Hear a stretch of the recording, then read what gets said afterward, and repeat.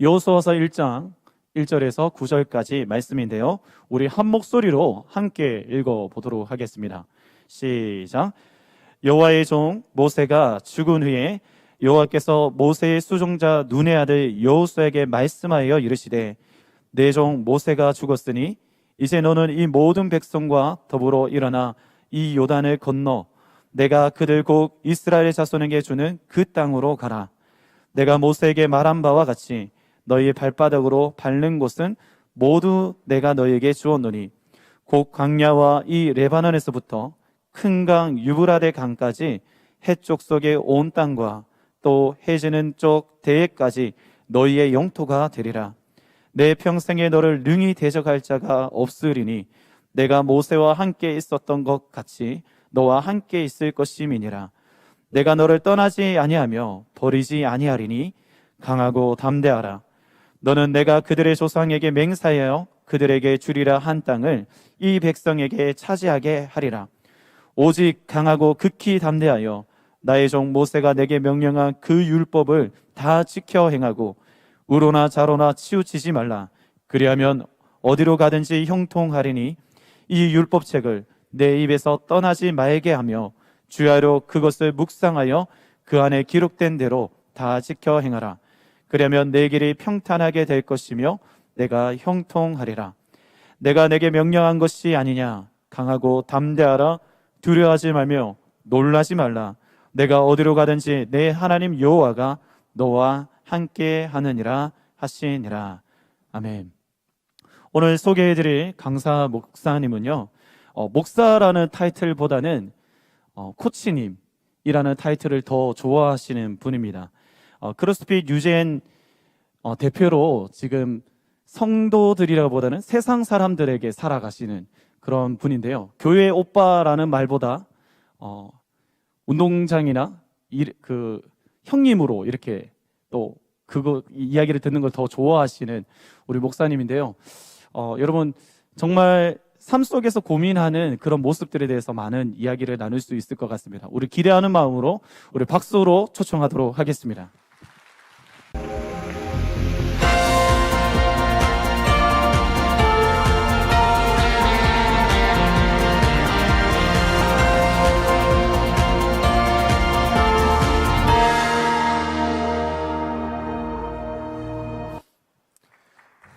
네, 감사합니다. 네, 하나님께 영광 돌리고요. 여러분 만나게 돼서 참 반갑습니다. 네, 뻘쭘합니다. 제가 요즘 이렇게 목사라는 타이틀을 가지고 이렇게 설교하는 게 굉장히 뻘쭘합니다. 이게 어색합니다. 그래서 지금 몸둘 바를 모르겠습니다. 빨리 집에 가고 싶습니다. 주중 내내 열심히 일했는데 또 이렇게 주말에 저 초대하는 교회들 진짜 싫습니다. 오늘도 퇴근하고 왔습니다. 퇴근하고 집 가고 싶습니다. 근데 여기 왔습니다. 그래서 빨리 끝내고 갈게요. 네. 제가 아주 오래전에 인도네시아에 집회하러 갔었습니다. 인도네시아에 2주 동안 갔다 왔는데 그 2주 동안 굉장히 빡센 집회를 했습니다. 제가 설교를 총 17번을 했습니다. 참 못된 집회죠. 이렇게 초대해서 정말 뽕을 뽑았습니다. 17번 설교라뇨. 그래서 너무 이제 힘든 스케줄이었지만 그래도 이제 열심히 설교했는데 제가 인도네시아에 있으면서 이제 제 숙소에서 이제 너무 심심해서 큐티를 했습니다. 원래 인간들은 심심해야지 하나님을 찾습니다. 제가 너무 심심해서 방 안에 텔레비도 없고 또 틀어봤자 인도네시아 말밖에 안 나와서 말씀이나 볼까 하고 이제 큐티를 했는데 그때 하필이면 제가 큐티했던 이 본문이 오늘 우리가 읽은 여호수아 1장 말씀이었습니다. 참 유명한 내용이죠. 우리가 좋아하는 내용들로 가득한 이 본문인데요. 여러분 큐티 하다 보면은 어느 순간 이 어떤 구절 한 개가 이렇게 마음에 남을 때가 있잖아요. 그죠? 근데 제가 이제 그날따라 이 여호수아 1장을 큐티하고 있는데 정말 생뚱맞게 여호수아 1장 1절과 2절이 이렇게 좀 마음에 남게 됐습니다. 원래 여호수아 1장은 1절과 2절은 유명하지 않습니다. 원래 1장에서 우리가 좋아하는 구절은 7절, 8절, 9절을 굉장히 좋아합니다.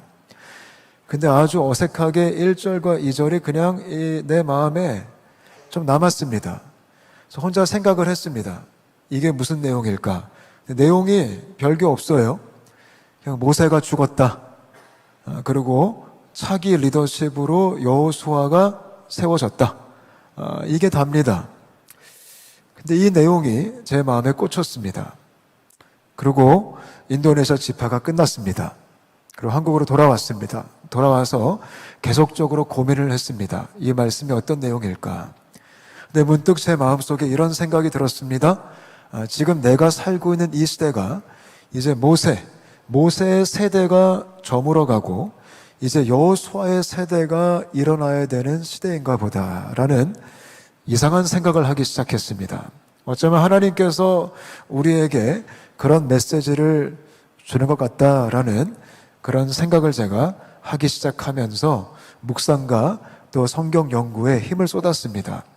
모세의 세대가 저물어가고 여호수아의 세대가 일어나야 된다. 그렇다면 모세의 세대가 뭘까? 고민이 됐습니다. 근데 모세의 세대가 뭔지를 알려면은 성경 어디를 공부해야 될까요? 모세 오경을 공부하면 됩니다. 창세기, 출애굽기, 우리가 좋아하는 레위기, 그리고 민수기, 신명기, 이게 모세 오경이잖아요. 그거 보면은 이 모세 시대에 어떻게 신앙생활을 했는지를 우리가 배울 수 있어요.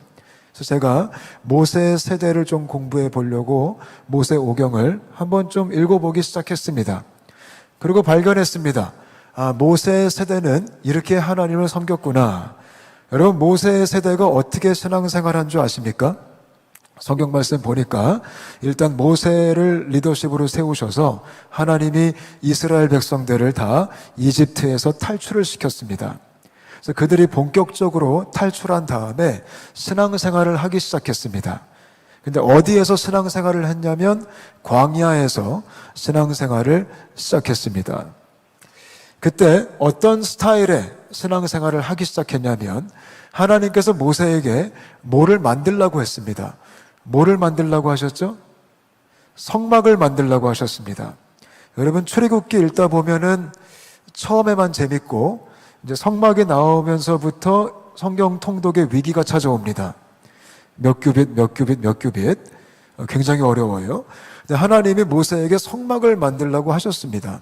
그래서 그때부터 이스라엘 백성들이 어떤 스타일의 신앙생활을 하기 시작했냐면 성막을 만들고 성막 중심의 신앙생활을 시작했습니다. 그게 모세 세대의 아주 중요한 특징이었습니다. 성막 중심의 신앙생활. 또 뭐가 중요했냐면 성막을 지었기 때문에 성막에서 하는 활동들이 중요했습니다. 우리가 좋아하는 레위기를 보면은 성막에서 뭘 해야 되는지 하나님께서 명령하셨습니다. 간단하게 말씀드리면 성막에서 그냥 주구장창 제사 지내라고 하셨습니다. 예배 드리라고 하셨습니다. 번제, 소제, 속제제, 속건제, 화목제 이런 거 있잖아요. 각을 뜨고 불태우고 흔들고 이런 거 있잖아요. 그거 하라고 주님께서 명령하셨습니다. 그게 진짜 중요했습니다. 절대적인 성막의 행사였습니다. 그게 신앙생활의 중심에 있었습니다. 그게 모세 세대 스타일의 크리스천 라이프였어요. 그 다음에 또 더 나아가서 그 성막을 중심으로 이스라엘 백성들이 어떤 생활을 하기 시작했냐면 성막 중심으로 진을 쳤습니다. 12지파가 성막을 가운데 딱 놔두고 그 주변에 텐트를 쳐서 신앙생활을 했습니다. 공동체를 이루어서 하나님을 섬기기 시작했습니다. 이게 모세 세대의 신앙생활입니다. 제가 가만히 보다 보니까 이 모세 세대의 신앙생활의 형태하고 어찌 보면 지금 우리가 하고 있는 신앙생활하고 너무나 비슷한 거예요. 아니, 너무 똑같아요. 모세 세대가 성막 중심으로 모였듯이 오늘날 우리가 어디 중심으로 모이죠? 교회 중심으로 모입니다. 모세의 세대가 성막에서 했던 그 활동들이 중요했듯이 오늘날 우리의 신앙생활에 있어서 중요한 게 뭐죠? 교회 활동입니다. 주일 성수, 예배, 훈련, 선교, 전도, 세미나, 수련회, 집회, 교회에서 하는 많은 프로그램들 굉장히 중요합니다. 저 같은 목사님들은 거기 참석하라고 막 유혹하고 협박하고 별짓을 다 합니다. 막 스타벅스 날리고 막 이러잖아요. 그죠? 한번 참여해달라. 막 애걸하고 막 빌고. 그게 너무나 중요하다. 또 막 이제 막 사기치면서 꼭 나와야 된다. 그렇게 하잖아요. 너무 비슷하죠. 그러니까 교회에서 하는 활동이 절대적입니다. 모세의 세대도 성막에서 하는 활동이 절대적이었습니다. 그리고 모세의 세대가 성막 중심으로 진을 쳤듯이 오늘도 우리도 교회를 중심으로 진을 쳤습니다. 교회를 중심으로 목장을 만들고 조를 만들고 순을 만들고 구역을 만들고 셀을 만들어서 공동체를 형성해서 우리가 신앙생활을 시작했습니다. 비슷하죠? 그러니까 모세 세대 스타일하고 오늘날 우리 현대 크리스천의 신앙생활 패턴과 굉장히 똑같습니다. 물론 이게 잘못된 거 아닙니다. 이거를 때려치라는 거 아닙니다. 근데 여러분, 이 마지막 때에 하나님께서는 우리가 모세 세대에만 머물러 있는 것이 아니라 너희가 여호수아의 세대가 되었으면 좋겠다라고 말씀하는 겁니다. 아멘. 그럼 여호수아의 세대가 뭘까요? 여호수아의 세대는 어떤 방식으로 신앙생활을 했을까요? 여호수아 세대의 신앙생활을 공부하려면 여호수아서를 보면 압니다. 근데 여호수아가 어떤 책일까요? 여호수아는 어떤 스타일로 하나님을 섬겼을까요? 가만히 보니까요, 여호수아 세대는 가나안과 함께 전쟁을 선포했던 세대입니다. 여호수아 세대는 전쟁을 통해 하나님을 섬겼고 그들은 세상을 향해 하나님의 전쟁을 선포하고 그 땅을 향해 전진했던 그게 여호수아의 세대의 신앙생활의 모습입니다. 여러분, 이 마지막 때에 하나님께서는 우리가 모세의 세대에만 머물러 있는 것이 아니라 여러분 모두가 여호수아의 세대가 돼가지고 가나안 땅을 향해 전진하기를 원하십니다. 아멘. 가나안 땅이 어디일까요? 우리 옛날에 그런 얘기 들었죠. 요단강 건너서 가나안 가자. 마치 천국처럼 가나안을 묘사할 때가 굉장히 많이 있습니다. 물론 그렇게도 해석할 수도 있습니다. 근데 여러분, 가나안은 천국이 아닙니다. 가나안은 하나님이 없는 곳입니다. 가나안은 우상 숭배하는 곳입니다. 가나안은 음란한 곳입니다. 가나안은 악한 곳입니다. 가나안은 하나님을 대적하는 곳입니다. 여호수아 세대는 그런 곳을 향해 전쟁을 선포하고 그런 곳을 향해 나아갔던 세대입니다. 이 마지막 때에 하나님께서는 하나님의 교회가, 하나님의 사람들이, 특히 하나님의 청년들이 여호수아의 세대가 되기를 정말 원하십니다. 아멘.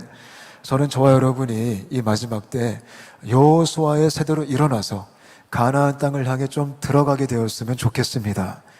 근데 오늘날의 기독교가 문제가 뭐냐면 그냥 모세의 세대에만 안주하고 있다라는 겁니다. 그냥 그게 너무나 당연한, 그게 너무나 익숙한 기독교 문화가 되어버렸습니다. 신기하게 예수 믿으면 우리는 우리끼리 갇혀버립니다. 그게 아주 오랫동안 수십 년, 수백 년 동안 내려왔던 기독교의 전통과도 같은 문화가 되었습니다. 여러분, 저는요, 대학생 때 은혜 받았습니다. 제가 92학번입니다. 저는 모태신앙이지만 좀 프리스타일로 살았습니다. 원래 모태신앙들이 프리스타일이 참 많습니다. 교회를 다니는 프리스타일. 저는 장로 아들입니다. 저는 권사님 아들입니다. 저는 어릴 적부터 교회를 안 갈 수가 없었습니다. 또 저희 집안에 목사님이 10명 이상 있습니다. 부담스러운 거룩한 패밀리입니다. 저는 교회 땡땡이 치면 순교해야 됐습니다. 집안이 상당히 무지막지 무서웠습니다. 우리 엄마가 진짜 무서웠습니다. 어릴 적에 제가 교회 안 간다고 뭐라 그러면 저한테 지옥 뗄감이라고 하셨습니다. 마귀 새끼라고 했습니다. 십자가에 못 박아버린다고 엄마가 했습니다. 권사님이 그러시면 안 됩니다. 권사님들은 교회에서만 착하십니다. 집에 가면 변화 받으십니다. 그래서 엄마 무서워서 교회에 정말 열나 열심히 다녔습니다. 근데 교회 진짜 싫어했습니다. 이유는 간단했죠. 재미가 없어서, 지루해서, 따분해서, 뭔 소리인지 하나도 몰라서. 근데 열심히 갔습니다. 엄마 때문에. 또 모태신앙들은 교회 안 가면 불안합니다. 그죠? 우리 어릴 적부터 세뇌당했습니다. 교회 안 가면 벌 받는다. 교회 안 가면 교통사고 당한다. 교회 안 가면 시험 못 본다. 교회 안 가면 대학 못 간다. 이런 말도 안 되는 미신적, 무당적 소리 세뇌 이빠이 들어가지고 또 교회 빠질 용기도 없습니다. 그래서 교회 꼬박꼬박 갔지만 저는 너무 싫어가지고 중학교 때부터 열심히 놀았습니다. 세상을 탐닉하기 시작했습니다. 혼자 하기 무서워서 저희 누나와 함께 놀았습니다. 우리 누나 저보다 한 살 많으신데 누나가 먼저 세상에 입문하셨고 저를 전도하셨습니다. 그래서 누나와 함께 중등 때부터 술을 마시기 시작하고 누나와 함께 고등 때부터 클럽을 다니기 시작했습니다. 참 좋은 누나죠. 물론 저희 누나 교회 열심히 다녔고 지금은 변화 받으셔서 온누리교회 집사님이십니다. 제가 온누리교회 가끔 설교하러 가고 당장 다음 주, 다다음 주도 가는데 이 간증 꼭 합니다. 우리 누나가 요즘 쪽팔려서 교회 다닐 수 없다고. 뭐 어찌되었든 저는 그렇게 노는 게 좋았고 물론 그럼에도 불구하고 교회는 꼬박꼬박 갔습니다. 열심히 다녔죠. 중고등부 활동 열심히 했고요. 또 대학 가서 또 청년부 활동 열심히 했습니다. 근데 9학번인데요. 새내기 때는 은혜 안 받았었습니다. 그래서 열심히 놀았습니다. 교회 다니면서 또 열심히 MT 가고 OT 가고 또 단란주점 다니고 캬바레 요즘 없죠.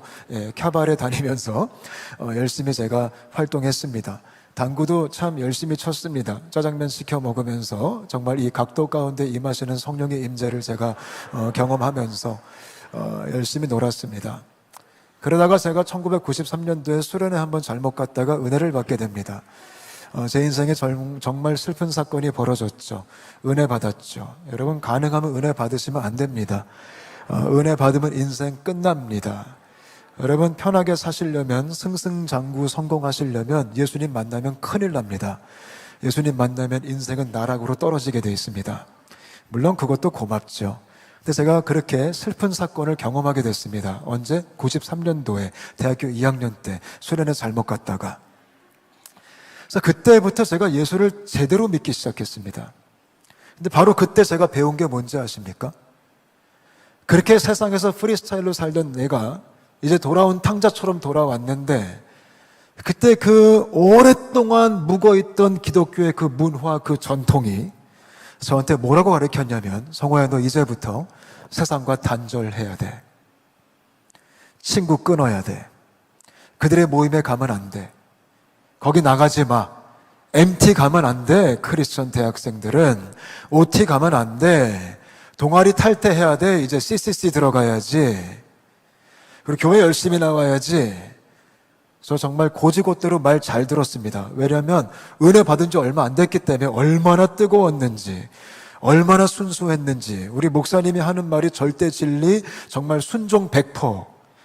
교회에서 살았습니다. 친구 다 끊었습니다. 술 친구, 나이트 친구, 당구 친구. 하나도 안 만났습니다. 새로운 친구 만들었죠. 교회 친구, 교회 누나, 교회 형. 옛날에 그렇게 놀았죠. 당구 치고 술집 가고 운동하고 놀았지만 다 안 했습니다. 이제 큐티하고 새벽 기도하고 수련회 가고 세미나 가고 그렇게 열심히 영적인 거룩한 생활을 하기 시작했습니다. 그게 맞는 건 줄 알았습니다. 물론 그것도 중요하죠. 나쁜 건 아닙니다. 근데 우리는요, 예수님 믿으면 다 그렇게 살기 시작합니다. 물론 가끔 토끼는 인간들이 있긴 있지만 제대로 은혜 받으면 다 그렇게 삽니다. 우린 점점 세상과 담 쌓고 삽니다. 우리만의 기독교 문화를 만들어서 우리끼리 담을 쌓아놓고 우리끼리 살기 시작합니다. 우리끼리 자화자찬하기 시작합니다. 그게 현대 기독교의 모습입니다. 오늘날의 기독교의 문제는 우리끼리 그냥 갇혀버렸다. 하나님이 교회에 갇혔다. 복음이 교회에 갇혔다라는 것입니다. 고립된 크리스천들이 얼마나 많은지 모릅니다. 제가 뜨거운 청년들을 만나면 만날수록 뜨거울수록 고립됐더라고요. 신앙 좋을수록 고립됐더라고요. 신기하게 신앙 안 좋은 애들은 프리스타일이고 신앙 좋은 애들은 교회 안에 갇혀 있더라고요. 그리고 또 교만해요. 신앙 좋다고. 그래서 또 교회가 힘들어요. 이런 악순환이 모든 공동체는 일어나고 있습니다. 왜요? 모세 세대에 머물러 있으니까. 여러분, 물이 고이면 어떻게 될까요? 물은 고이면 썩습니다. 요즘 우리 그런 얘기 간혹가다 듣죠? 교회가 썩었다, 교회가 망가졌다. 왜 썩었을까요? 고여서 썩은 겁니다. 우리끼리 있다 보면 썩습니다. 교회가 싸워야 되는 싸움을 싸우지 아니하면 쓸데없는 싸움을 하기 시작합니다. 우리끼리 싸우기 시작합니다.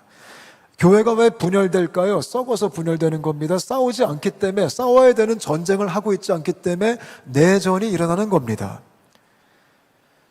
여러분, 진정한 싸움을 안 하면 시빌 워가 일어납니다. 내전이 시작됩니다. 제가 볼 때 현대 기독교는 내전 중입니다. 내전 중. 가장 중요한 싸움은 하지도 않습니다. 거기는 주적이 아니에요. 주적은 우리 안에 있더라고요. 주적은 교단끼리 만들어 버립니다. 그게 모세 세대의 슬픈 현실입니다. 신앙생활 오래 할수록 전도할 사람이 없습니다. 왜요? 인맥 정리 완료. 인스타 언팔 패친 끊었어. 이미 다 끝. 카톡방 탈퇴했기 때문에 이제 안 나갑니다. MT 안 간 지 오래됐고, 회식 안 간 지 오래됐고, 모임 안 나간 지 오래됐습니다. 이제 부르지도 않습니다. 나는 자발적 따가 된 거죠. 그걸 우린 거룩이라고 배웠습니다. 여러분, 그건 거룩이 아닙니다. 그거는 쪼다입니다. 쪼다. 근데 오늘날 이런 거룩한 쪼다들이 얼마나 많은지 교회 안에. 그 중에 쪼다 킹이 바로 저 같은 목사들입니다. 우린 직장마저 기독교입니다. 동료마저 다 기독교인들입니다. 우린 만나는 모든 사람들이 100% 크리스천입니다. 전도 제일 못하는 게 제가 볼 때 사역자들일 거예요. 할 사람이 없기 때문에. 불신자를 만나면 어떤 말을 해야 될지도 모르겠더라고요. 어떤 말을 꺼내야 될지, 어떻게 접근을 해야 될지 전혀 모르겠더라고요. 감각이 아예 없어요. 제가 체육관 처음 코치로 일할 때 실수 많이 했어요. 회원들을 형제님, 자매님으로 호칭했습니다. 애들이 기겁을 하더라고요. 소통이 안 돼요. 예수 오래 믿으면. 어디와? 세상과 소통이 안 돼요. 여러분, 전도는 인격적인 장기전이거든요. 근데 우리는 비인격적 단기전밖에 못해요. 복음은 인격적인 관계 안에 흘러가요. 복음은 인격적인 것이기 때문에. 근데 우리는 요즘 우리끼리만 살고 있기 때문에 복음도 굉장히 비인격적으로 전하잖아요. 생판 모르는 남한테만 전하잖아요. 그게 유행이 됐고 그거 잘하면 또 인정받잖아요. 그러니까 제가 볼 때 요즘 전도도 거의 영적 자위같이 자기 만족 때문에 하는 것 같아요. 나 전도했다, 나 선교했다, 나 순종했다. 열매는 주님께 맡기자라고 쉽게 말하면서. 내 직장, 내 동료, 내 학교 친구는 이제 내 관계망 안에 들어오지도 않습니다. 그게 오늘날의 기독교입니다. 동의하십니까? 그래서 교회가 이렇게 많은데, 크리스천이 이렇게 많은데 영향을 못 줍니다. 왜요? 거리감이 생겼습니다. 여러분, 하나님의 일은 교회에서 하는 거 아닙니다. 하나님의 일은 세상에서 하는 겁니다. 신앙생활은 교회에서 하는 거 아닙니다. 신앙생활은 세상에서 하는 겁니다. 근데 신앙생활이 교회 안에 갇혀버렸습니다. 그것만 잘하면 퉁쳐버립니다. 밖에서 어떻게 살든지 상관없고, 교회 많이 나오고, 헌금 잘 내고, 교회 활동 열심히 해주고, 훈련 잘 받고, 이러면 퉁칩니다. 근데 진짜는 여기서 없습니다. 진짜는 밖에서 보입니다. 예배가 교회 안에 갇혀버렸습니다. 예배는요, 교회 안에서만 드리는 게 아닙니다. 예배는 세상 복판에서 드리는 겁니다. 진정한 예배는 교회 문을 열고 나갈 때 시작됩니다. 근데 오늘날 기독교가 우리의 성 안에 갇혀버렸습니다. 물론 이해는 됩니다. 이게 편하니까. 우리끼리 있으면 좋으니까. 유혹이 별로 없으니까. 세상 친구 만나면 술에 대한 유혹도 있고, 또 왠지 내가 오염될까봐 겁이 나니까. 여기 안전지대에 있으면 괜찮으니까. 여기서 같이 예배하고 마음껏 하나님에 대한 얘기도 하고 얼마나 좋아요. 마음껏 기도도 하고 교제하고 얼마나 좋아. 그러니까 우리는 점점 이곳이 편하니까.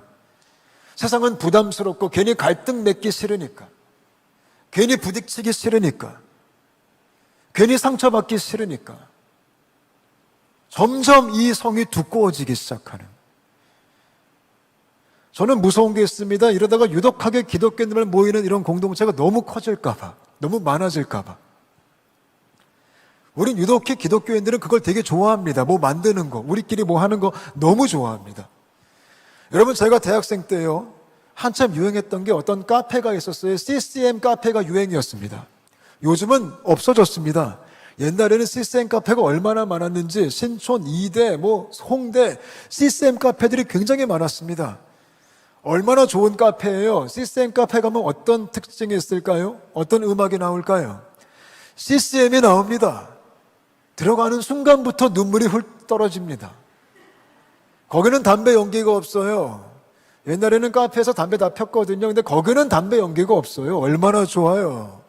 찬양이 흘러나오고 테이블을 가만히 보면 곳곳에 앉아서 큐티하고 있어요. 서로 삶을 나누고 있어요. 얼마나 은혜로운지. 얼마나 좋아요. 근데 문제가 뭐예요? 누가 못 들어와요? 불신자가 못 들어와요. 문턱이 높아요. 우리만의 공간이에요.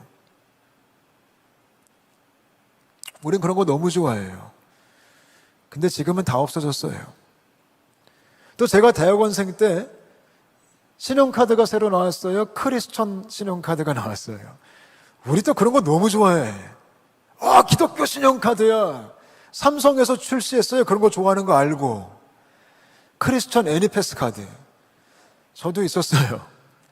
그 카드에 뭐라고 써 있는지 아세요? 하나님은 당신을 사랑하십니다. 그 카드 믿음으로 긁어야 돼요. 우리 그런 거 너무 좋아해. 그냥 우리만의 어떤 공동체성, 끈적끈적한 크리스천, 기독교,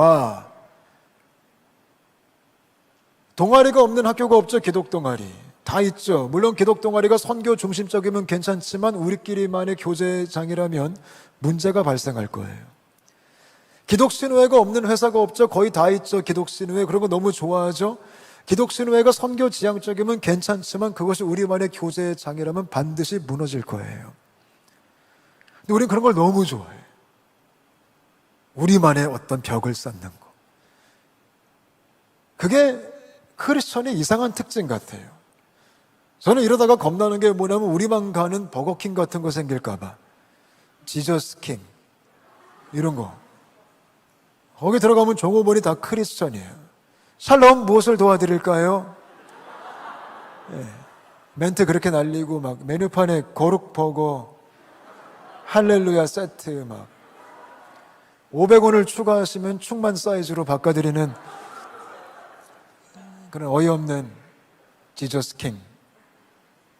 우리만 타는 버스 성령 운수, 카드를 대면 샬롬 이러고 들어가고, 기사님이 장로님이시고 극동방송밖에 안 나오고, 우리만 사는 아파트 장로마을, 침례마을, 감리마을, 새벽 5시에 아파트 벨 울리고 새벽 기도하라고. 끔찍해. 이런 세상이 올까봐 겁나는 거죠. 우린 그걸 이제 누리죠. 안정감을 누리죠. 실질적으로 제가 아는 분들이 기독교 마을을 지금 만들고 계세요. 교회 공동체가 통째로 아파트를 다 이제 분양해가지고 거기 들어가 산대요. 얼마나 좋아요. 아파트 거닐다가 만나는 게 다 크리스천이야. 근데 그게 교회를 썩게 만들어요. 그게 우리를 죽여요. 교회뿐만 아니라 한 명의 크리스천들을 다 죽여버리는 거예요. 썩어버리기 때문에. 제가 거룩한 쪼다로서 이 문제에 대한 심각성을 느끼기 시작했어요. 제가 하나님 앞에서 목사 이전에 하나님의 자녀로서 한 명의 크리스천으로서 얼마나 제가 죄송하든지. 왜냐면 제가 저를 보니까 제가 전도할 사람도 없고 제가 선교를 안 하더라고요. 그렇게 선교하라, 전도하라, 설교는 이빠이 많이 하지만 막상 나는 전도할 사람이 한 명도 없는 거야. 그리고 전도도 못해 내가. 그러니까 끽하자 뭐 그냥 끽해봤자 제가 하는 게 뭐 그냥 요즘 또 우리 청년들 문화가 돼버린 또 안 가면 또 괜히 안 되는 또 우리가 1년에 한두 번씩 꼭 전혀 알지도 못하는 사람들을 만나러 전혀 알지도 못하는 곳으로 돈 그렇게 많이 내가지고 그것도 또 오래도 안 가. 오래 가면 또 무서우니까 딱 일주일 정도 또 시간 정해놓고 또 우리가 우르르 다 날아가가지고 또 말도 안 통하는데 또 거기서 또 이제 또 춤추고 막 드라마 하고 막 사탕 던져주고 막 또 눈물 흘리고 막 또 우르르 또 다 돌아와서 또 깔끔하게 또 돌아와가지고 또 이제 우리 선교했다고 뭐 저도 막 그렇게 자아자찬하고 아주 거룩한 척하고 홀리 나 선교하고 왔다 단기 선교 와우. 제가 단기 선교 한 20몇 번을 갔다 온 것 같아요. 물론 가서 좋죠. 근데 단기 선교가 단기 선교로 끝나버린다면 그것도 영적 중독이에요. 단기 선교가 장기 선교로 우리의 일상에서 연결이 안 되면 그건 쇼한 거예요. 근데 그게 또 문화가 돼버린 거잖아요. 제가 가끔 방학 때마다 시즌 때 코로나 이전에 공항 가면 조금 쪽팔렸어요. 왜냐면 방학 때 공항 가면 세상에 단체 티가 얼마나 많은지. 단체 티. 그 중에 한 명은 꼭 기타를 하나 메고 있어. 그게 공항 안에 그냥 충만해. 그 조금 부끄럽다. 물론 저도 그 중에 한 명이었어요. 근데 그게 마음이 좀 씁쓸한 거예요. 그래서 결단을 하게 된 거예요. 어떻게 해야 될까? 내가 어떻게 하면 좋을까? 이 고민을 제가 15년 동안 했어요. 이 모순을 제가 보면서, 이 현실을 제가 보면서, 모세 세대에 썩고 있는 나를 보면서 어떻게 하면 좋겠습니까, 주님? 여호수아의 세대가 좀 돼야겠는데 어떻게 할까요? 그래서 제가 여러 시도를 해봤어요. 그래, 일단 교회를 사임하자. 그래서 제가 부목사로 큰 교회에서 일했었어요. 잘했었어요. 인정받았어요. 그 교회에서 아주 잘 대해줬어요. 너무 편했죠. 근데 한필이면 또 그때 제가 큐티 이거 해가지고 또 이제 결단을 하게 된 거죠. 그만두자. 그러니까 여러분, 큐티도 너무 많이 하면 안 돼요. 인생에 해로워요. 말씀은 적당히 봐야 돼요. 여러분, 말씀 깊이 보다가 인생 그냥 막장 갑니다. 막장. 그래서 제가 그때 결단해서 이제 교회를 그만둬요. 그럼 뭘 할 수 있을까? 그래서 제가 또 이제 봤던 게 있잖아요. 그럼 선교단체를 만들자. 그래서 제가 선교단체를 만들었어요. 어떤 단체? 세상을 향해 복음을 전하는 단체가 되자. 이제 더 이상 기독교 문화 안에 갇혀 있지 말고 세상을 향해 나아가자라고 선교단체를 만들었더니 선교단체가 또 단체가 되게 커지면서 단체 담벼락이 되게 높아지더라고요. 또 우리 안에 갇혀버린 거예요. 이상하게. 난 분명히 지금 세상으로 나갔는데 난 또 목사니까 내가 잘하는 게 뭐예요? 또 예배 만들고 모임 만들고 소그룹 만들고 세미나 만들고 집회 만들고 이것도 너무 잘하니까 또 사람들은 모이긴 모였지만 또 대부분이 다 기독교 문화가 돼버린 거예요. 세상 나가서 또 우리만의 성을 쌓고 있는 거죠. 제가 5년 동안 하다가 고민이 됐어요. 이거 아니었는데. 근데 또 제가 성격이 이상해서요. 또 잘못됐으면 또 빨리 시정하고 싶어요. 저희 예배 모임에 300명 이상이 왔거든요. 엔터테인먼트 종사하는 분들을 섬기는 제가 문미엔이라는 선교단체를 시작했는데 나중에 보니까 엔터테인먼트 안에 기독교인의 모임이 돼버린 거예요. 그래서 쿨하게 또 없애버렸어요. 그만하자 그러면. 실수는 아니지만 뭐 좋은 교훈. 그럼 어떡하지 이제? 그래, 교회를 개척하자 제가 그랬어요. 그래서 그냥 이런 보편적인 교회 말고 정말 세상을 향해 나아가는 교회 공동체를 세우자. 그래서 이름만 들어도 오기 싫은 좁은 길 교회를 만들었어요. 그래서 사람이 오면 안 되니까. 그래서 사람 오는 걸 막았어요. 소문을 안 냈어. 나 교회 개척했다 이런 얘기 절대 하지 않았고요. 일단 막았어. 왜? 우리는 너희들이 오면 안 돼, 크리스천들이. 우리는 밖에서 해야 돼. 근데 또 이게 또 안 막혀요. 또 어떻게 소문 듣고 또 막 사람들이 또 문미엔에서 배신감을 느낀 인간들이 또 다 찾아왔어요. 그래서 갑자기 또 막 사람들이 모이기 시작하고 막 갑자기 6명이 시작했는데 막 그게 또 갑자기 30명, 40명, 50명, 60명 막 이렇게 되는데 그러니까 또 우린 예배 장소도 없었거든요. 쿨하게. 우리 맥도날드에서 모였거든요. 얼마나 좋아. 예배 드리다가 배고프면 햄버거도 먹고 얼마나 좋아. 근데 갑자기 이게 막 사람들이 늘어나다 보니까 또 장소가 필요하죠. 그러니까 장소 렌트하게 됐죠. 또 사람들이 모이다 보니까 찬양팀이 필요하죠. 찬양팀 세웠죠. 또 애들이 오다 보니까 주일학교 필요하죠. 주일학교 만들었죠. 또 성도들이 새벽기도 하자 그러죠. 새벽기도 시작했죠. 그게 아닌데 나는 세상을 향해 나아가고 싶어서 지금 이 교회 공동체를 이렇게 시작했는데 좁은 길인데 교회가 점점 넓어지는 거예요. 이거 아닌데. 그래서 3년 반 하고 또 고민이 시작됐어요. 근데 워낙 또 성격이 쿨하기 때문에 또 시정을 제가 잘하기 때문에 또 우리 찾아온 성도들을 또 열심히 이제 설득해가지고 교회 문을 닫아버렸어요. 그만하자 이제. 이건 아닌 것 같다. 나는 여호수아의 세대가 되고 싶은데 이것도 또 하나의 좋은 교훈이었다. 이런 여정들을 보냈어요. 근데 저는요, 세상으로 가고 싶었지만 그래도 제가 익숙했던 목사라는 타이틀, 내 전공 신학, 내가 잘하는 거 설교, 내가 잘하는 거 교육, 또 내가 편한 기독교 문화, 기독교 왁구, 틀, 선교단체, 교회, 그거 목사로서 할 수 있는 내 직업, 내 현장이잖아요. 근데 그걸 가지고는 도저히 세상으로 못 나겠다라는 결론을 내리게 됐어요. 안 되는구나. 성경 말씀 보다가 말씀 하나가 딱 눈에 들어왔어요. 새 술은 새 부대에 담아야 된다.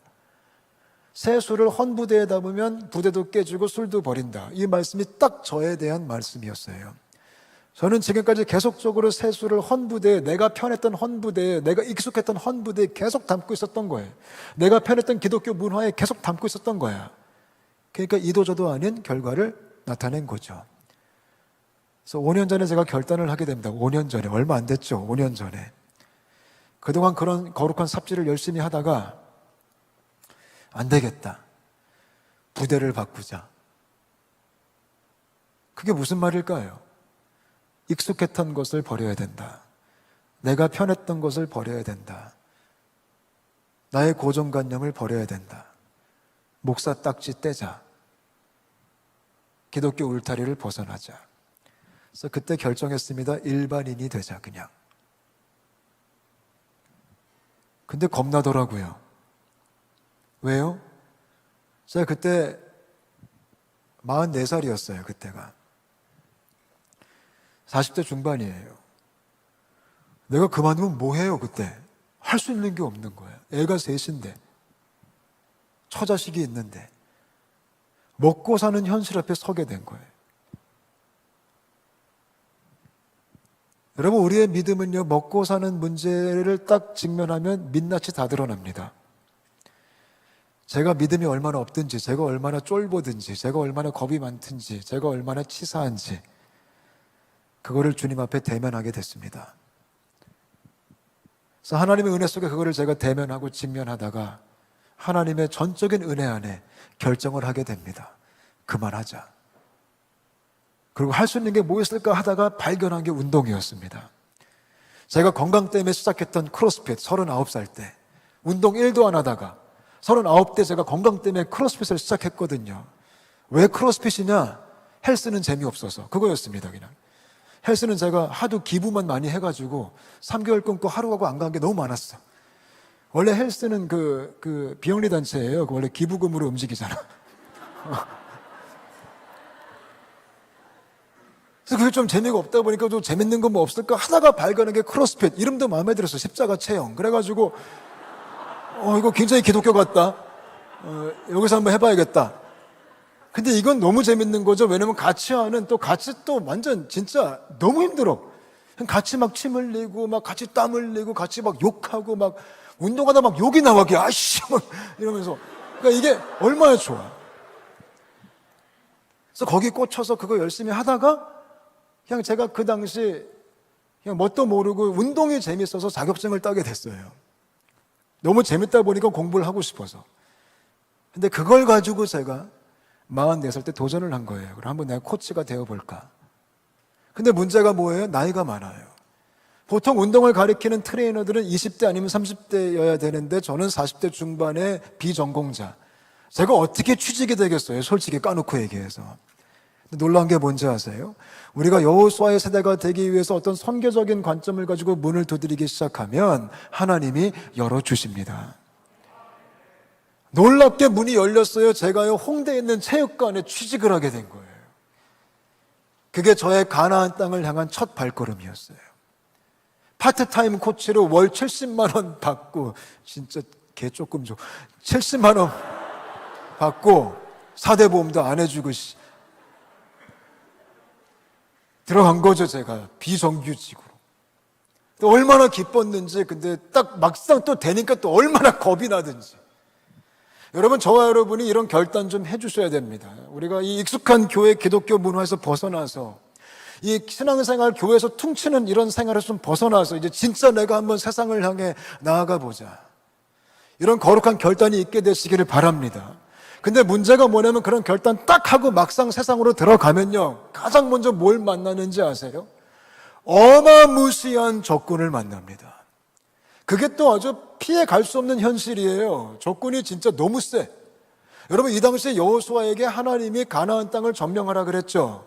여러분, 이게 얼마나 말도 안 되는 개그인 줄 아십니까? 이거 개그예요, 개그. 왜냐하면 이 당시에 가나안 땅은 초강대국이에요. 근데 이스라엘은 어떤 나라일까요? 이스라엘은요, 노숙자들이에요.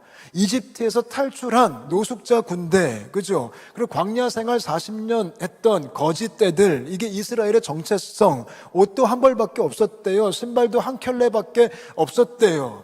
그들은 무기도 한 자루 없었어요. 다 삽과 곡괭이일 뿐.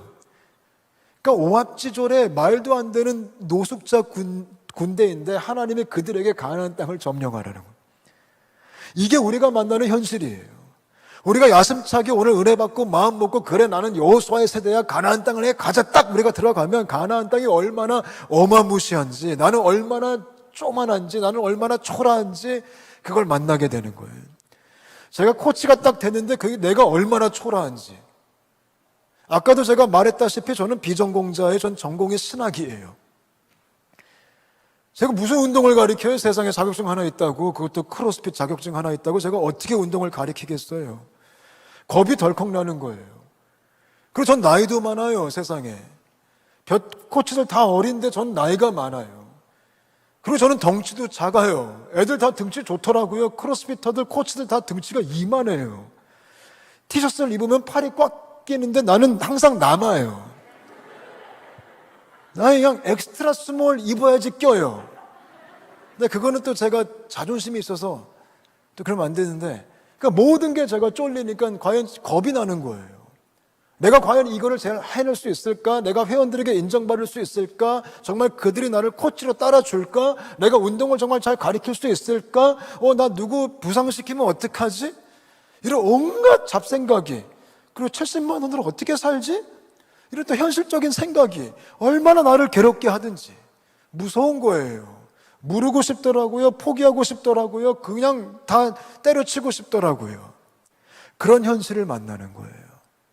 감히 이길 수 없는 존재가 앞에 서 있더라고요. 아니, 이들이 뭔데 내 말을 들을까? 이들이 뭔데 내가 전하는 말씀을 들을까? 내가 어떻게 복음을 전할까? 내가 어떻게 예수의 냄새를 풍길까? 홍대 얼마나 지저분해요. 저 지금도 홍대에서 왔거든요. 지금 난리 법석에, 코로나 없어요, 홍대는요. 지금도 애들이 바글바글 얼마나 많은지. 무슨 얼어 죽을 거리두기 체육관만 하고 난리야. 야, 홍대도 얼마나 무서워요. 거기 저희 체육관이 클럽 중심가에 있어요. 앞집도 클럽이고 옆집도 클럽이고 위에는 가장 유명한 포차까지 있어요. 거기 오는 고객들이 얼마나 무서운지 아세요? 전신 문신, 얼굴 거의 다 피어싱. 얼굴만 봐도 저는 겁이 덜컥 나는 애들이 얼마나 많은지. 근데 저하고 친해요. 계속 말 걸어 나한테 부담스럽게. 그러니까 제가 너무 쪼그라드는 거죠. 아니, 내가 어떻게 이런 애들을, 이런 사람들과 내가 함께 할 수 있을까?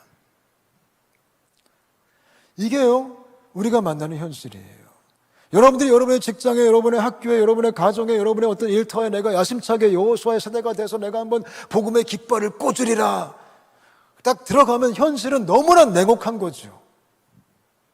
피 한 방울도 안 나올 만한 그런 아주 냉정한, 그걸 만나는 거죠. 그래서 제가 쫄았어요. 그래서 쫄면 어떻게 해야 돼요? 무르기도 글렀고, 쫄면 또 이제 말씀 봐야죠.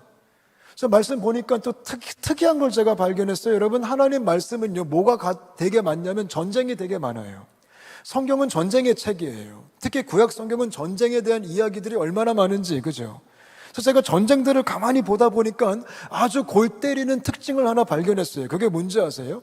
여러분, 하나님이 전쟁을 그렇게 많이 시켰는데 하나님의 전쟁에는 진짜 우스꽝스러운 특징이 하나 있어요. 그게 뭔지 아십니까? 한번 따라할까요? 아군이, 더 크게, 아군이 항상 쫄린다. 그게 하나님 전쟁의 특징이에요. 아군이 항상 쫄려요. 그걸 제가 발견한 거예요. 여호수아의 군대, 이스라엘과 가나안, 아군이 쫄려요. 또 우리가 잘 아는 싸움, 다윗과 골리앗, 누가 쫄려요? 다윗이 쫄려요. 왜요? 체급이 달라요. 골리앗 슈퍼 헤비급, 다윗 초경량급, 골리앗 군인, 다윗 목동, 골리앗 어른, 다윗 애. 하나님이 싸우래 얘네 둘하고. UFC도 그렇게 싸움 안 붙여요. 하나님이 얘네 둘 싸우래. 이게 말도 안 되는 하나님의 전쟁의 이상한 특징이에요. 또 우리가 사사기 말씀 보면 미디안 군대와 기드온 군대, 미디안 군대가 수가 얼마나 많았는지 아세요? 이런 기록이 있어요. 바다의 모래알보다 많았더라. 그럼 얼마나 많아? 셀 수 없을 정도의 군사력이 있었어요. 어디? 미디안 군대가. 그래서 기드온을 하나님이 불렀죠. 미디안을 쳐라, 사사가 되라. 그래서 군대를 모집했더니 몇 명이 왔어요? 처음에 감사하게 몇만 명이 왔어요. 근데 하나님이 뭐라고 해요? 많대요. 우리 하나님은 계산을 못해요. 수에 대한 개념이 전혀 없어. 전혀. 많대요. 그래서 자르고 잘라서 300명을 만드세요. 그때 하나님이 퍼펙트 됐대요. 아니, 이게 말이 돼요? 300명 대 모래알보다 많은 숫자 보고 싸우래요. 이게 하나님의 전쟁의 이상한 특징이에요. 또 예수님도 만만치 않아요. 또 누구 아들이라고 또 다 가야 그냥. 예수님 또 뭐라고 말해요? 그 신약성경 보면 예수님의 제자들을 둘씩 파송하잖아요. 둘씩. 그래서 너희 가서 복음 전해라 뭐 하고 뭐 돈도 안 줘. 그리고 가져가지 말라는 거 되게 많아. 이거 가져가 막 한 다음에 그리고 가는 뒤통수에 대고 뭐라고 해요? 화이팅! 이렇게 해도 모자를 파네. 내가 너희를 세상에 보내면 양을 이리 가운데로 보내는 거다. 이렇게 얘기해요. 가는 뒤통수에 대고. 너희가 양이야. 근데 밖에 이리야. 빠이빠이 짜 있잖아. 이러는 거예요. 그러니까 이 제자 입장에서 대박. 아니, 양하고 이리가 싸우면 누가 이겨요? 당연히 이리가 이기죠. 양은 먹잇감이에요. 그게 하나님의 전쟁이에요. 그래서 신앙생활이 힘든 거예요. 우리가 쫄리니까. 그래서 항상 우린 뭔가 없어요. 그죠? 정말 신기하지 않아요? 우린 항상 좀 뭔가 모자라, 우리는. 우리는 왜 이렇게 맨날 돈이 없지? 신기하죠? 크리스천들은 항상 뭔가 좀 약간 뭔가 좀 그래. 뭐 기독교 영화 막 우와 너무 잘 만들었는데 좀 그래. 그냥 그래. 뭐 기독교 드라마 근데 오징어 게임이 훨씬 재밌어. 내가 보니까.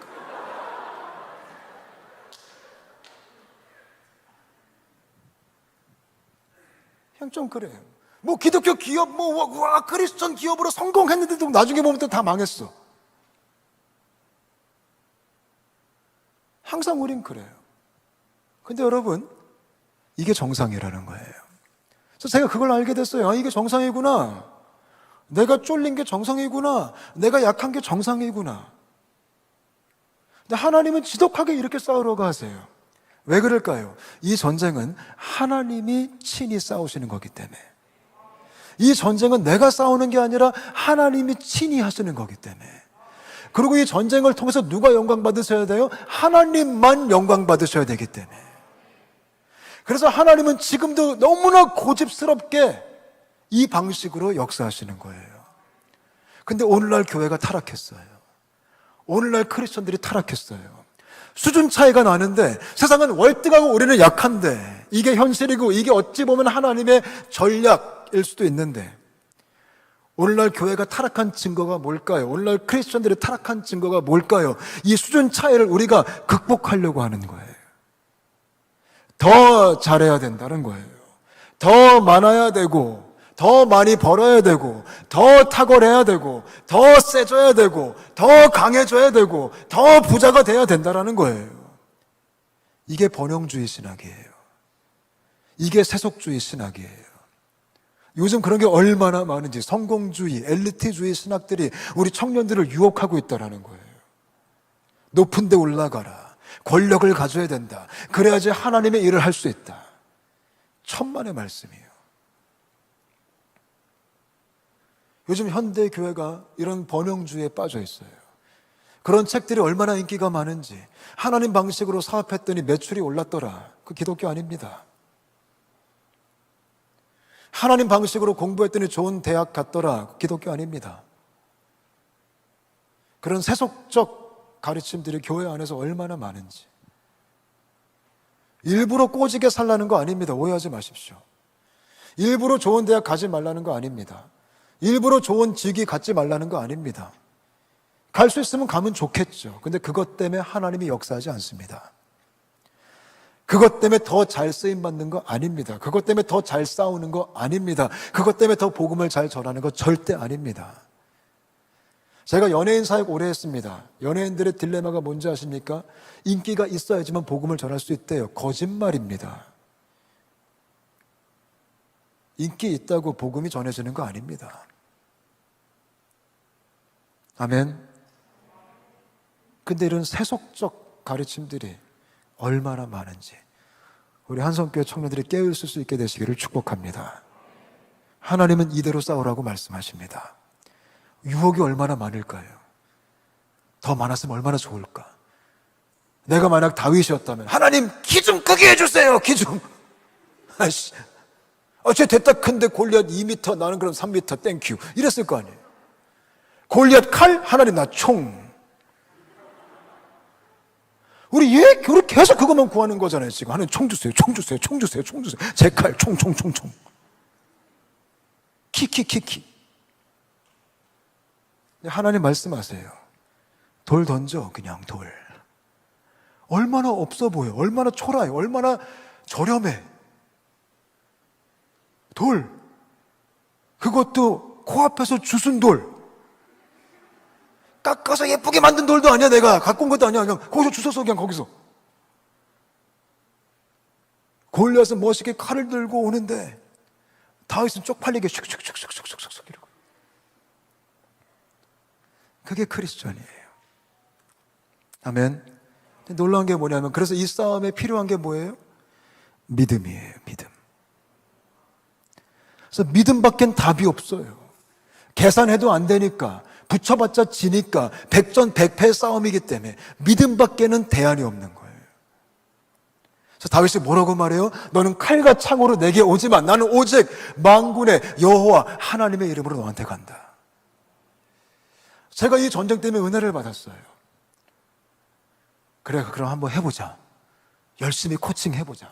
그래서 열심히 했어요.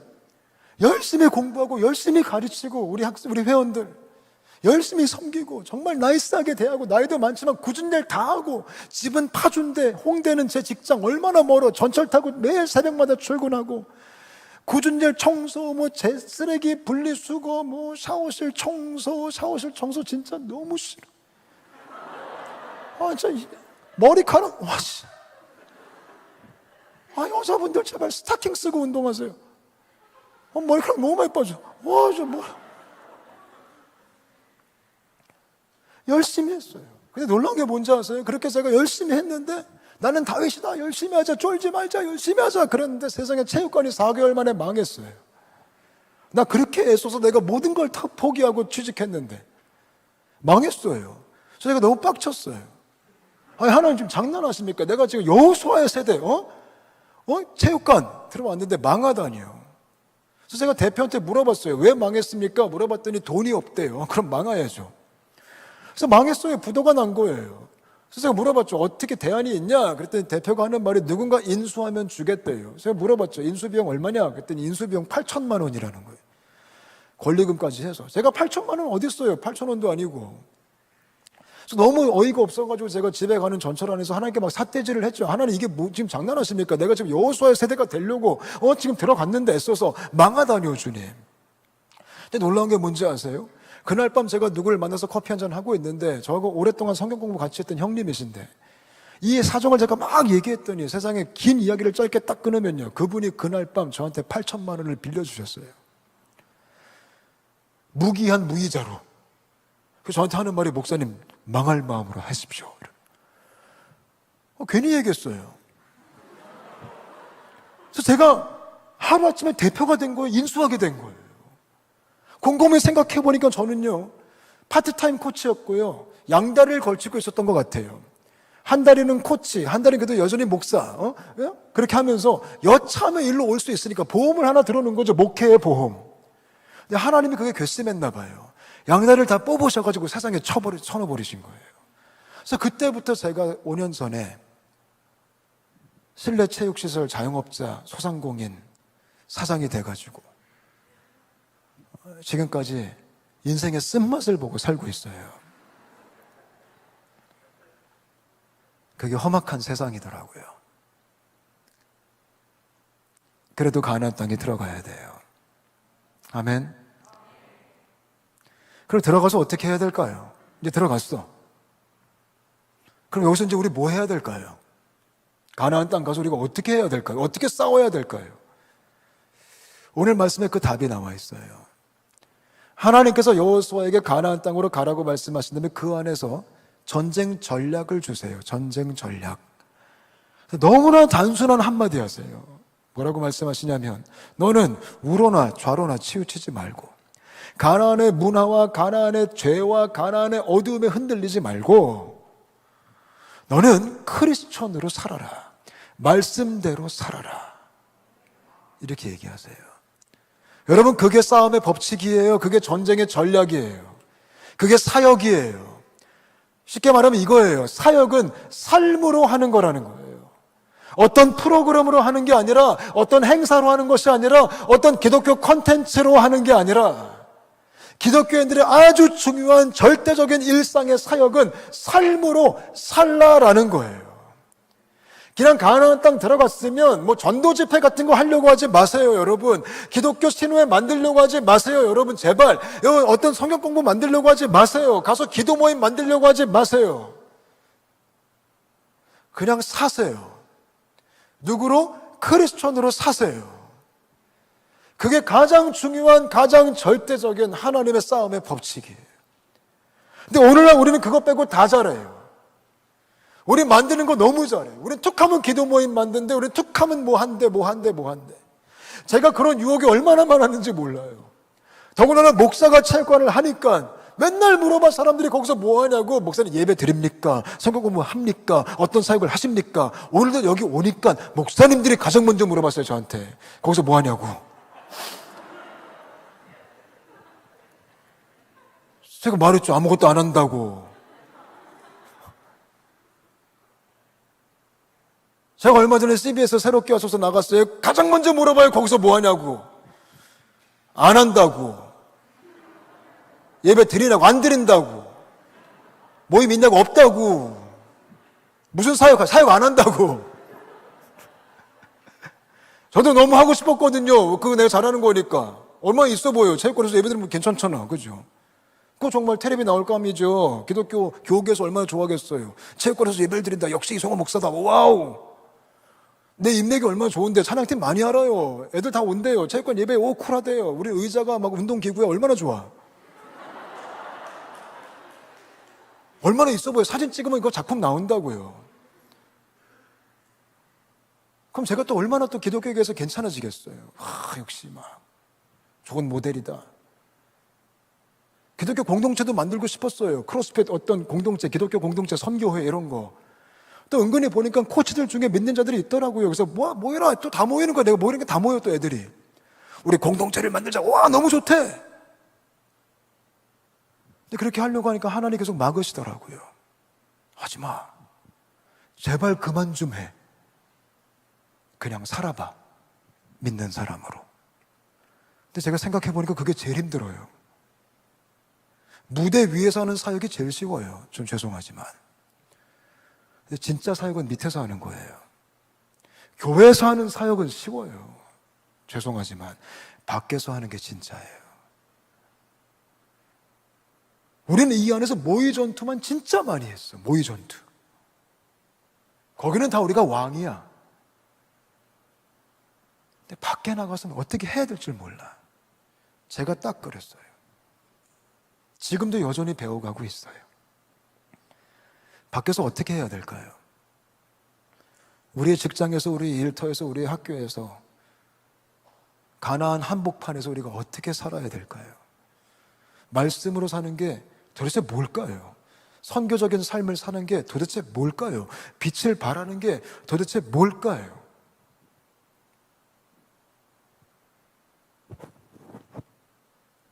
짧게 말씀드리면 제가 지난 5년 동안 배운 거 가르쳐 드리겠습니다. 제가 배운 게 뭔지 아세요? 지난 5년 동안 절대적으로 배운 게 한 가지가 있어요. 나는 아무것도 할 수 없다라는 거였어요. 그걸 배웠어요.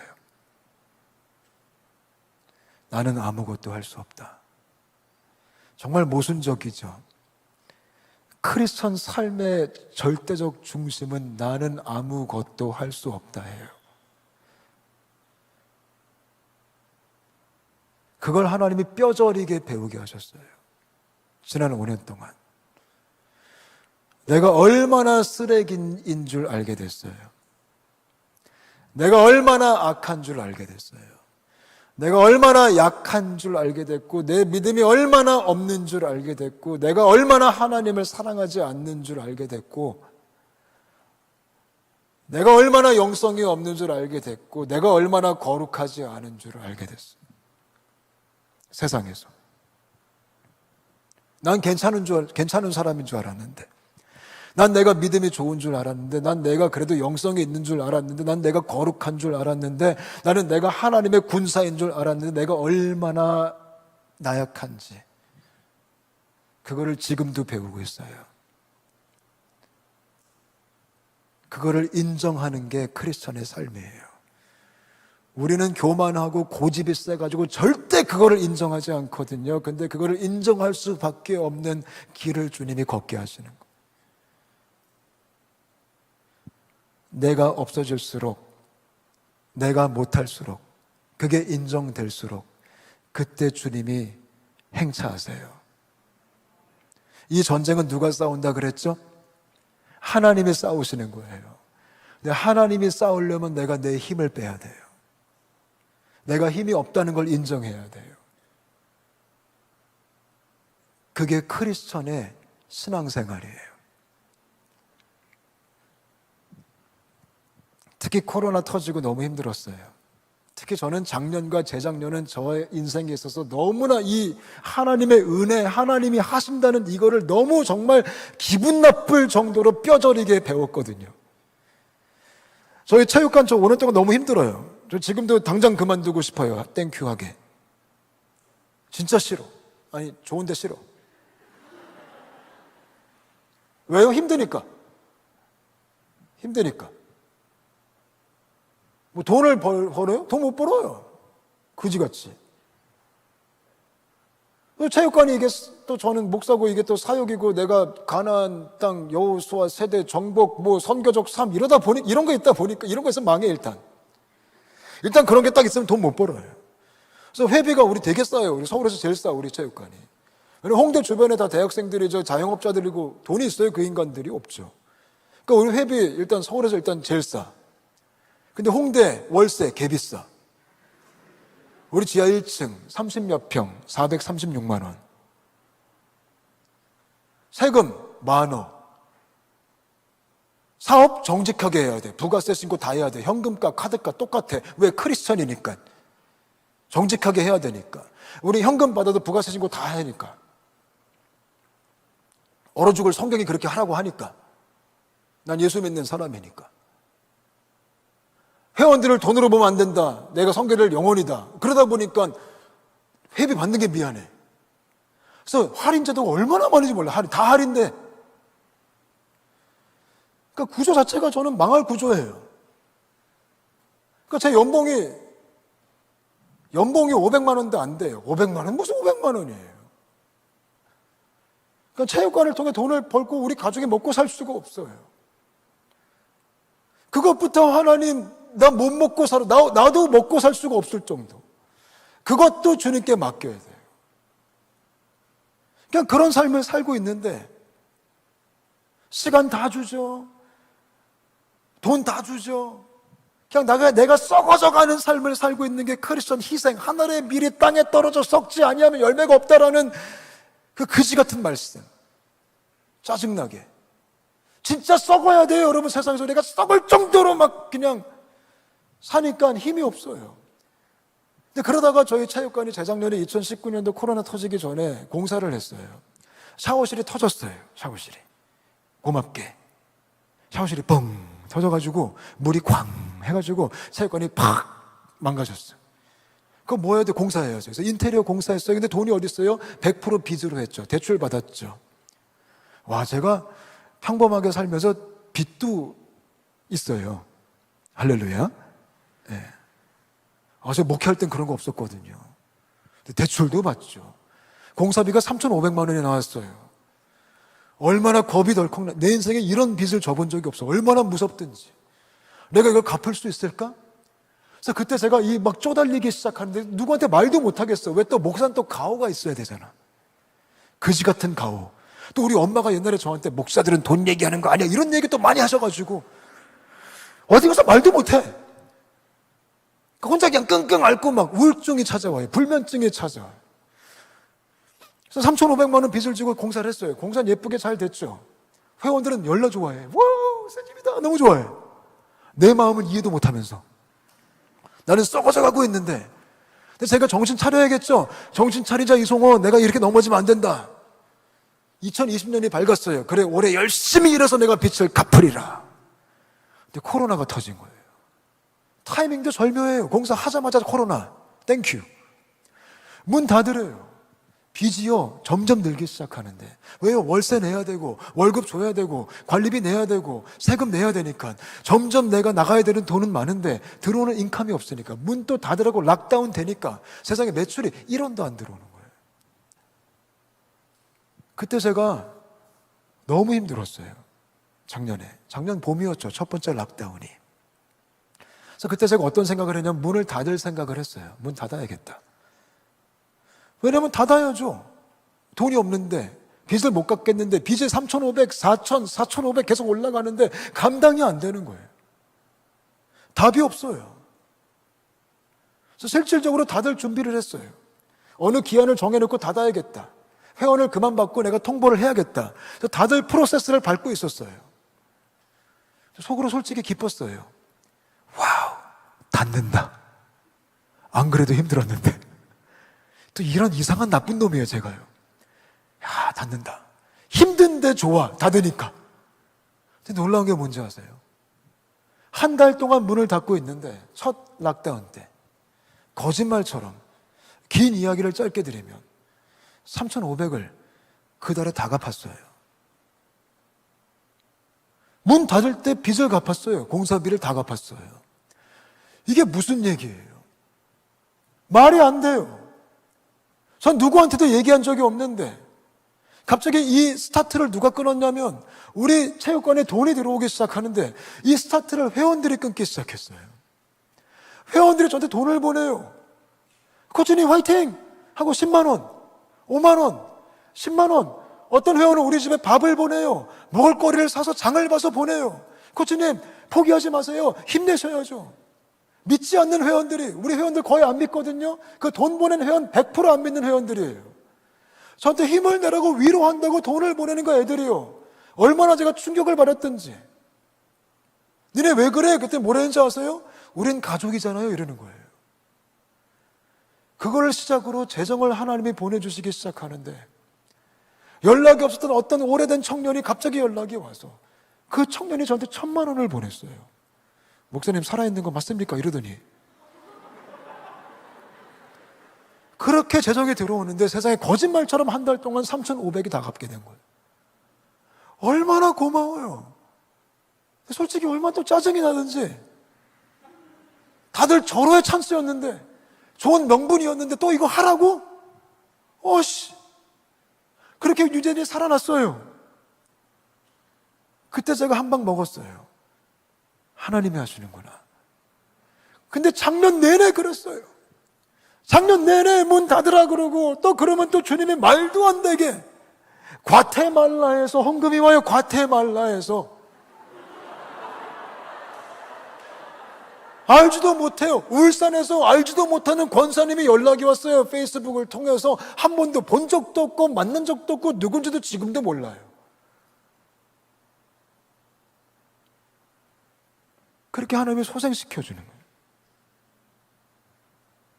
근데 여러분, 그게 얼마나 기분이 나쁜지 아세요? 너무 고마운데요, 이 하나님 은혜가 너무 큰데 나는 너무 그 과정들이 그냥 너무 힘들었어요. 왜냐하면 자존심이 상해서. 내가 그렇게 교만하더라고요. 이 미친 이성호가 그렇게 못됐어. 그렇게 교만해. 나는 내가 체육관 대표로서 살려보고 싶었던 거예요. 근데 그걸 못하게 되니까 그게 그렇게 기분이 나요. 하나님의 은혜가 싫어요. 그래서 내가 주님께 기도했어요. 하나님, 그만 좀 주십시오. 은혜가 버겁습니다, 주님. 그만 좀 주십시오. 우리 가정 내가 먹여 살리고 싶어. 아빠하고 가장이니까. 근데 그것도 내가 지금 못해. 얼마나 힘들든지 그게. 하나님이 싫어. 자존심이 상해. 우리 딸 올해 대학 갔어요. 딸이 올해 대학 가야 될 나이니까 작년부터 제가 딸 대학 보내고 싶어서 아빠로서 등록금을 제가 모아놨어요. 어디 가서 설교하고 사례비 주면 장롱에 그렇게 숨겨놨어요. 내가 와이프 몰래. 딸 등록금 내주려고. 아빠니까 내가 내줘야 되니까. 내가 아빠고 우리 첫 딸. 그래서 내가 꼬박꼬박 어디서 돈도 없지만 꼼지락꼼지락 모으면 다 그 장롱에 쑤셔 넣었어요. 근데 그것마저도 내가 못했어. 갑자기 어떤 분들이 연락이 왔어요. 우리 딸 장학회를 만들었대요. 나한테 상의도 없이 말도 없이 갑자기 일방적 통보. 목사님, 우리 몇 명이 모여서 목사님 따님의 장학회를 만들었습니다. 그래서 제가 제 첫 마디가 뭔지 아세요? 왜요? 이랬어요. 그래서 제가 이랬어요. 나 돈 있어요. 제가 그랬어요. 우리 딸 내가 등록금 내주고 싶어요. 근데 그분들이 안 된대요. 이미 정했대요. 그게 너무 기분이 나빠요. 고마운데. 자존심이 너무 상해. 그래서 하나님이 저의 하나 남은 그 쥐꼬리만한 자존심까지 짓밟아 버리시면서 작년 내내, 지금도 마찬가지, 올해까지도 계속 밟아 버리시면서 제 안에 주시는 한마디. 넌 아무것도 못해. 너 할 수 없어. 요한복음 15장 5절. 너희가 나를 떠나서는 아무것도 할 수 없음이라. 아무것도 못하겠어요. 그거를 배워가요. 세상에서. 근데 그게 그렇게 기분이 나빠요.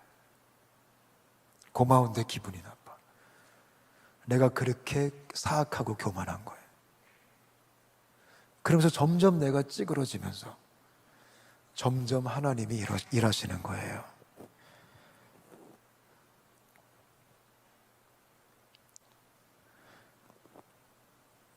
힘들어요, 저는. 전 지금도 도망가고 싶고 안 하고 싶어요. 근데 주님이 끌고 가세요. 제가 헌신해서 이렇게 사는 건 줄 알았어요. 제가 헌신해서 사는 거 아니에요. 저는 제가 순종한 줄 알았어요. 제가 순종한 게 아니더라고요. 하나님이 빵 터지시더라고요. 네가 순종해? 대박. 저는 제가 순종한 줄 알았는데 내 순종도 아니고 내 헌신도 아니고 100% 하나님의 은혜로 살아가고 있더라고요. 그거를 배워가는 게 가나안 땅의 신앙생활이에요. 아, 주님이 하시는구나. 그러면서 신기하게, 그러면 네가 어디를 가든지 형통할 거다. 이런 생뚱맞은 약속을 하세요. 형통은 무슨 형통? 지금도 난 그지인데, 지금도 나는 하나님 아니면 살 수 없을 정도로 비참한, 세상적으로 볼 때 비참한 그런 삶을 살고 있는데 하나님 또 형통한대요. 형통의 뜻이 뭔지 아세요? 여러분, 히브리어로 형통이라는 단어를 찾아보니까 우리가 보통 아는 형통은 내가 잘 되는 거야, 내가 성공하는 거야, 뉴전이 1호점, 2호점, 3호점, 4호점 생기는 게 형통이야. 근데 성경에서 말하는 형통은 그게 아니에요. 여러분, 성경에 형통이라는 단어가 붙은 인물이 있어요. 아주 잘 붙은 인물, 구약 성경에. 누군지 아세요? 요셉이에요. 요셉한테 형통이라는 단어가 따라 붙어요. 근데 요셉이 물론 총리가 됐잖아요. 근데 그때는 형통이라는 단어가 안 나와요. 요셉의 삶 속에 언제 형통이 등장하는 줄 아세요? 크게 두 파트에 나와요, 대표적으로. 첫 번째가 형들한테 배신당해서 팔려갔을 때, 그때 형통이라는 단어가 나와요. 두 번째, 보디발의 집에 팔려가서 강간 미수범으로 고발당해서 감옥 갔을 때, 그때 형통이라는 단어가 나와요. 지금 현실적으로 요셉이 형통했어요? 아니요. 인생이 꼬였어요. 근데 형통했대요. 형통의 뜻이 뭔지 아세요? 히브리어를 보니까 우리가 아는 형통은 내가 잘 되는 게, 내가 승승장구하는 게 형통인데, 참된 형통의 뜻은 남을 풍요롭게 하는 거예요. 남을 잘 되게 하는 거예요. 내가 점점 사그러들면서, 내가 점점 사라지면서, 내가 점점 썩어지면서 생명을 나눠주는 거예요. 그게 기독교의 삶이에요. 흠모할 게 전혀 없는, 매력이 전혀 없는, 그 누구도 따라가기 싫은 십자가의 길. 여러분, 예수님 믿는 게 멋있는 건 줄 착각하지 마십시오. 예수님 믿는 건 멋대가리 없는 삶입니다. 매력 전혀 없습니다. 예수님도 흠모할 게 없었다라고 성경에 써 있습니다. 흠모할 게 전혀 없는 길이 크리스천의 길입니다. 그 누구도 가기 싫은 십자가의 길. 근데 그 길만이 가나안 땅에서 생명을 살리는 길입니다. 아멘. 환상을 깨야 됩니다. 우리 너무 거창한 환상을 갖고 있어. 사역에 대해서, 기독교에 대해서. 교회가 매력이 있어야 된대요. 교회가 매력이 있다면 변질된 겁니다. 크리스천이 매력이 있어야 된대요. 크리스천이 매력이 있다면 변질된 겁니다. 우리는 부담을 줘야 됩니다. 미친 거 아니야? 이런 얘기 들으셔야 됩니다. 제가 함께 일하는 코치님한테 작년에 이런 말을 들었습니다. 나는 당신처럼 못 삽니다. 그 얘기 듣는데 얼마나 은혜가 되는지 위로가 되더라고요. 아, 내가 잘 가고 있나 보다. 내가 바른 길로 가고 있나 보다. 나같이 살기 싫대. 우리 회원들이 저처럼 살기 싫다고 합니다. 저를 되게 불쌍히 여깁니다. 저한테 항상 고맙다고 합니다. 어저께도 문자 받았어요. 코치님 고마워요. 애들 알거든요. 제가 썩어지고 있다는 거. 마지못해 지금 하고 있다는 거. 저 하루에 15시간 일해요.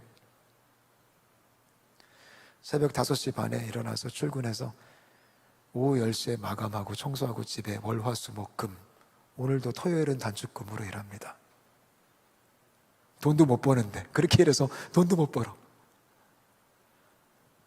그렇다고 열매가 있을까요? 눈에 확연하게 뜨는 기독교적 열매? 그것도 눈에 잘 안 보여요. 그래서 되게 지쳐요.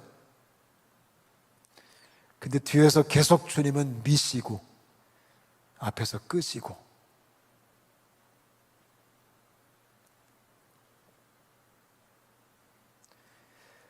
주님 빨리 왔으면 좋겠어요.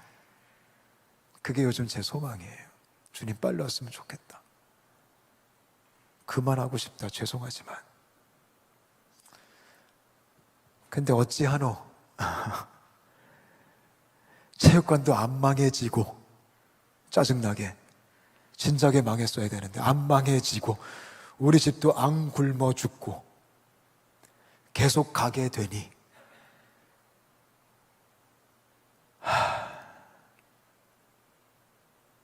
아멘. 그래서 주님께서 말씀하시죠. 너희가 현재 받는 고난은 장차 올 영광과 비할 수 없다. 그거 붙들고 삽니다. 그거 붙들고. 같이 가실래요? 좀 초라하지만 이 마지막 때 같이 가셔야죠. 그래서 사람 살려야죠.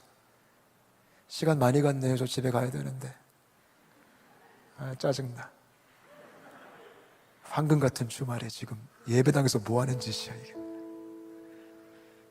BGM 나와줘서 고마워요. 분위기 좋네요. 끝으로 우리 회원 얘기 하나 하고 마칠게요. 그냥 이렇게 주님의 은혜로 살고 있으니까 저도 두 팔 다 잘렸어요. 제가 힘이 없어요. 그냥 저도 바닥을 기어다니고 있어요. 지금도 현실에 치이고 똥줄 타고, 근데 또 사라지고 또 살고 있어. 짜증나게. 저는 그렇게 생각해요. 사역은 기어가는 거예요. 나를 따르라! 이게 아니고 그럴 힘도 없어. 그냥 기어가. 나도 죽을 것 같아. 근데 옆에 딱 보니까 누가 같이 기어가고 있어. 걔도 죽을 것 같아 보니까. 그래서 나도 지금 죽겠는데 걔한테 화이팅! 힘내. 같이 가자. 같이. 그게 사역 같아요. 제가 배운 게 세상에서. 재작년에 되게 좋은 일이 있었어요. 우리 회원들이 95%가 예수 안 믿어요. 재작년에 정말 경사가 하나 났어요. 우리 체육관에. 우리 체육관에 첫 번째 결혼 커플이 탄생했어요. 몰랐던 형제 자매가 서로 운동하다가 눈 맞아서 결혼을 하게 됐어요. 얼마나 좋아요? 둘 다 예수 안 믿죠. 근데 얘네들이 결혼하기 전에 같이 밥을 먹었어요. 근데 애들이 저한테 생뚱맞은 부탁을 했어요. 코치님, 우리 주례 좀 해주십시오. 이러는 거예요. 그래서 제가 단번에 거절했죠. 얘는 너무 웃기잖아. 무슨 체육관 관장이 주례를 해. 내가 그랬어요. 근데 걔네들이 자기네 둘을 아는 사람이 저밖에 없대요.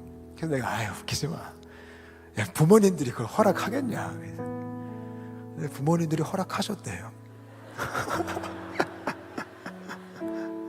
그래서 내가 그래? 그래서 그래, 그럼 내가 할게 그랬어요. 그래서 제가 처음으로 불신자 결혼을 주례를 했어요. 2019년 10월 달에. 얼마나 어색하든지 진짜. 뭐 예배도 아니고 이게. 그래서 주례 선생님으로 소개받아서 올라갔어요. 이성호 코치님, 관장님. 그러니까 얼마나 웃겨. 체육관 관장이 지금 주례한다고 이 젊은 사람이 또 올라갔으니까. 그래서 제가 이제 거기서 제가 목사인 건 다 아니까 제가 뭐 하겠어요. 그래서 제가 성경책 들고 올라가서 제가 사실은 목사인데 뭐 우리 회원들은 다 아니까 우리 하객들한테 제가 사실은 목사인데 성경을 통해서 말씀을 좀 전하겠습니다. 그래서 성경을 펴고 요한복음 3장 16절을 읽어줬어요. 하나님이 너희를 이처럼 사랑하사 독생자를 주셨으니 이는 저를 믿는 자마다 멸망하지 않고 영생을 얻게 하려 하심이라. 너희가 서로 사랑해야 되는데 너희가 서로 사랑하려면 사랑받은 사람만이 사랑할 수 있어. 너희를 사랑하는 분이 계셔. 그분이 하나님이셔. 너희가 하나님이 너희를 얼마나 사랑하는 줄 알 때, 죽기까지 사랑하는 그 사랑을 알 때 너희가 더 사랑할 수 있을 거야. 내 소원은 너희가 그분의 사랑, 하나님이 너희를 얼마나 사랑하는지 알았으면 좋겠어. 그렇게 말씀을 나눴어요.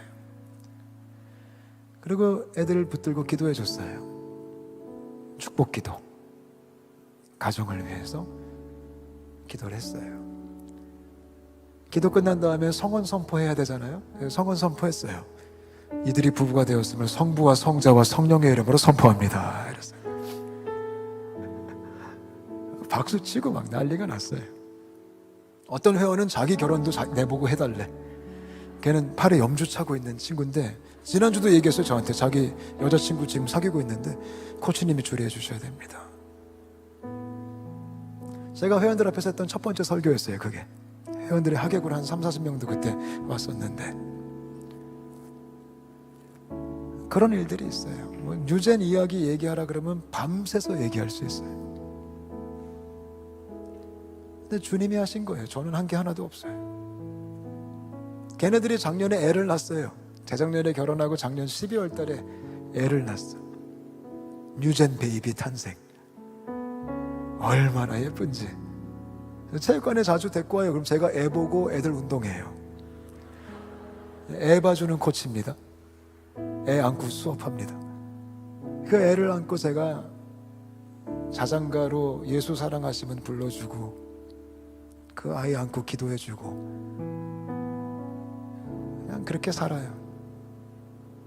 근데 이것마저 주님이 하신 거죠. 저는 바닥을 기고 있는데 참 우리 저 양반 내가 기면 길수록 역사하시는 것 같아요. 내가 기면 길수록. 아멘. 여러분 축복합니다. 이 마지막 때 여호수아의 세대가 되십시오.